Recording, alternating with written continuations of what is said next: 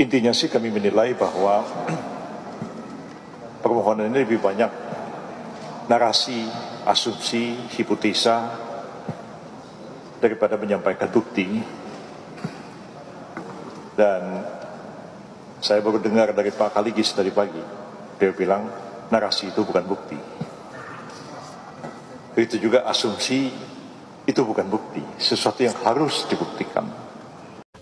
Walaupun saya katakan bahwa ini adalah putusan yang kontroversial dan mengandung cacat hukum di dalamnya, putusan ini problematik, ya kita serahkan kepada beliau dan saya percaya bahwa Pak Jokowi dan sebagai kepala keluarga dan Mas Gibran sendiri tentu akan mengambil keputusan yang paling bijaksana di tengah-tengah kemungkinan reaksi yang makin meluas akibat dari putusan yang kontroversial ini. Jangan sampai peristiwa pemilu pilpres yang penuh dengan penyimpangan ini kemudian menjadi kebiasaan baru, budaya baru, akhirnya jadi karakter bangsa. Itulah sebabnya kita ke Mahkamah Konstitusi, karena ini bukan persoalan teknis-teknis semata, tapi ini soal mengembalikan marwah pelaksanaan konstitusi dan menjaga agar selalu berada di relnya yang tepat. Itulah sebabnya kami ke Mahkamah Konstitusi. Assalamualaikum warahmatullahi wabarakatuh. Waalaikumsalam warahmatullahi wabarakatuh. Pemirsa, hari ini sampai di hari Nuzulul Quran. Tentu kita punya cerita dan berita yang berhubungan dengan Indonesia dan dunia Islam. Bung kameramen tentu sedang dan sudah menyiapkan beritanya. Silakan Bung kameramen. Ya, Bung Alfian, hari ini seluruh masyarakat Indonesia menyaksikan sendiri bagaimana live streaming sidang di Mahkamah Konstitusi, Bung Alfian. Baik dari 01 dan 03 hadir juga dalam sidang tersebut. Nah, Bung Alfian, ada beberapa hal yang mungkin perlu Bung Alfian sampaikan. Yang pertama, apa respon Bung Alfian dengan beberapa cuplikan lah ya, karena udah muncul tuh di TikTok, di Instagram, di WA, cuplikan-cuplikan pada sidang tersebut. Bahkan penyampaian Anies sangat viral tuh Bung Alfian. Beberapa hal yang disampaikan oleh Anies tentang kebobrokan pemilu, Bung Alfian. Nah, kemudian yang kedua adalah responnya Yusril. Responnya Yusril hanya menyampaikan apa yang disampaikan oleh 01 dan 03 hanya narasi dan asumsi. Ini apakah Bang Yusril matanya sudah tertutup? Nah, kemudian Bung Alfian, bagaimana kans kita di Mahkamah Konstitusi, Bung Alfian? Apakah menunggu jawaban hakim dulu atau bagaimana? Silakan Bung Alfian. Bismillahirrahmanirrahim. Alhamdulillah saya dengan serius mengikuti penyampaian dari kelompok 01, Pak Anies dan kawan-kawan. 03 yang dimotori oleh Pak Mahfud dan kawan-kawan, ya, sesungguhnya presidennya, capresnya adalah Pak Ganjar.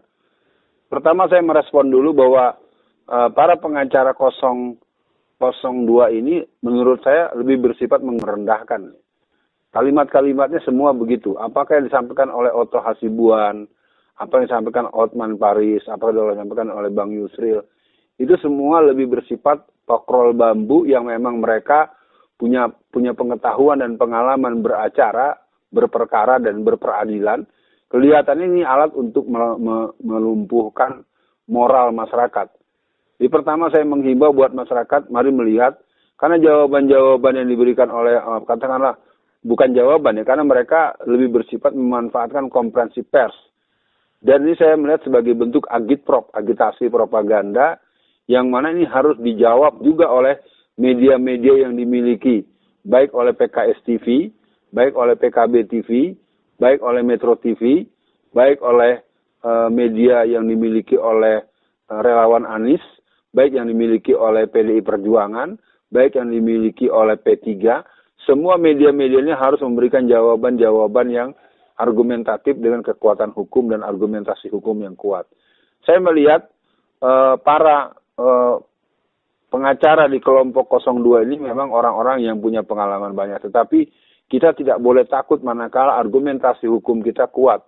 Mereka memang menggunakan bahasa-bahasa yang menurut saya meremehkan, merendahkan, dan sengaja mereka benturkan sebagai sebuah ungkapan-ungkapan yang tidak ada korelasinya dengan persoalan hukum yang sedang dibahas. Sekali lagi kepada Mahkamah Konstitusi, kita berharap seluruh para hakim-hakim agung, hakim-hakim Mahkamah Konstitusi di masa persidangan ini, dari hari ini katakan tanggal 27 bulan 3 sampai nanti tanggal 22 bulan 4 bulan April, selama kurang lebih sebulan lebih nanti itu, harusnya mereka tidak boleh berhubungan dengan pihak-pihak manapun dalam proses ini, dalam konteks pembahasan yang berhubungan dengan urusan ini.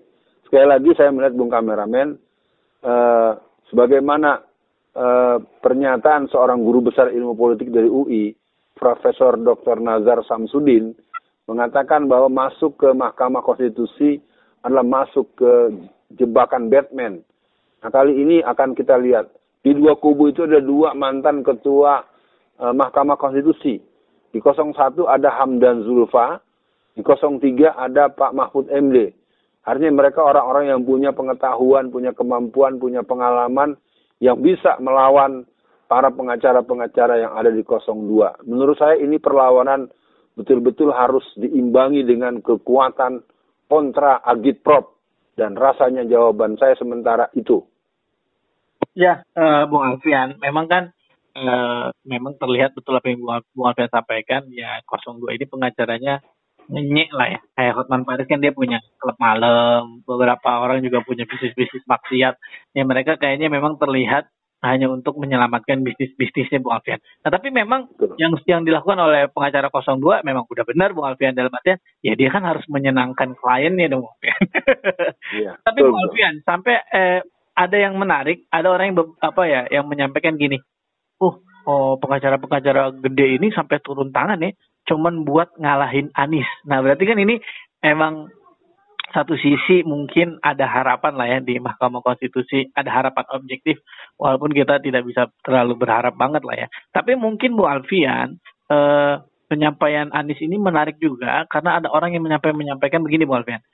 Mungkin Anies tidak akan menang di Mahkamah Konstitusi kali ini, tapi minimal Anies dan 03 bisa mengedukasi masyarakat bahwa hari ini yang kita hadapi bukan hal yang baik-baik saja gitu maksudnya. Ini bagus juga menurut saya. Jadi walaupun mungkin nanti ujungnya kita kalah, tapi tetap kita harus try hard, kita harus tetap mengedukasi masyarakat. Lu nih lagi dibodoh-bodohi oleh pemerintah, oleh kekuasaan. Nah, jadi mungkin untuk akhir sesi kali ini Bu Alfian, apa semangat Bu Alfian untuk masyarakat? Apa harapan Bu Alfian? Karena memang kalau dilihat di sidang awal ini, banyak harapan-harapan yang dimunculkan dari 01 dan 03 agar hakim ini objektif, agar hakim ini tidak mendengarkan orang yang berkuasa, dan mungkin apa yang mungkin Bu Alfian bisa sarankan untuk 01 untuk melakukan hal-hal yang tinggi atau hal-hal yang di luar prediksi, tapi itu bisa membuat keadaan berubah Bu Alfian. Silakan.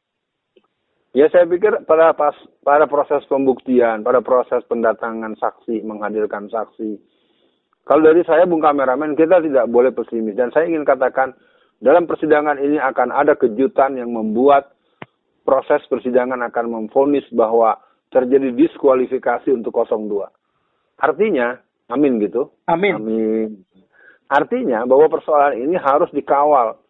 Di suasana Ramadan, di bulan suci menjelang katakanlah 10 atau 13 hari ke depan, ayo semua masyarakat muslim, kita berdoa agar orang-orang yang ada di anggota Mahkamah Konstitusi yang relatif 90% lebih itu adalah muslim, agar mereka juga mendapatkan kekuatan dari Allah Subhanahu wa taala.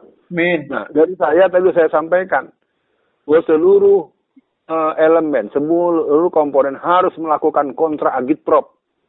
Karena sesungguhnya menurut pendapat si Habibur Rahman bahwa ini legend gitu. Yang jelas untuk 01 terus lakukan perapihan argumentasi. Amankan bukti, amankan saksi. Jangan pernah lengah terhadap kemungkinan-kemungkinan terburuk dari sabotase, penghilangan saksi, penghilangan barang bukti. Untuk 03 pun demikian.